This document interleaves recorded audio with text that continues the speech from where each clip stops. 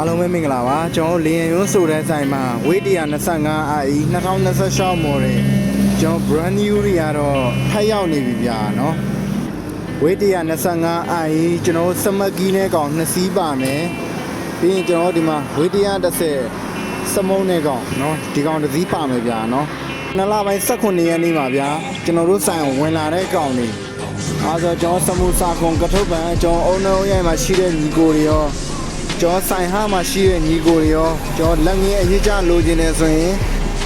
ကျော်လီယန်ရုံးဆိုတဲ့ဆိုင်မှာရုံကြည်ကြီးနဲ့ဝယ်ယူအားပေးလို့ရမယ်ဗျာကျော် 130cc ကနေပြီးတော့ 300cc အထိကိုယမဟာတွေရပဲဖြစ်ဖြစ်ဟွန်ဒါတွေရပဲဖြစ်ဖြစ်လိုချင်တဲ့ဘိန်းတွေအကုန်ရမယ်ဗျာနော်တိုက်ပကံပြောင်းပကံလှုပ်ရှင်တဲ့ညီကိုတွေလည်းကျွန်တော်ရှိမှာအချိန်မီဆက်သွယ်ဝယ်ယူအားပေးလို့ရမယ်ဗျာနော်အားဆိုတော့ကျွန်တော်ဒီဗီဒီယိုလေးကိုဒီလောက်နဲ့ပဲအဆုံးသတ်လိုက်မယ်ကျွန်တော်တို့တွေနောက်ဗီဒီယိုကြမှာပြန်ဆောင်ရတာပေါ့ဗျာ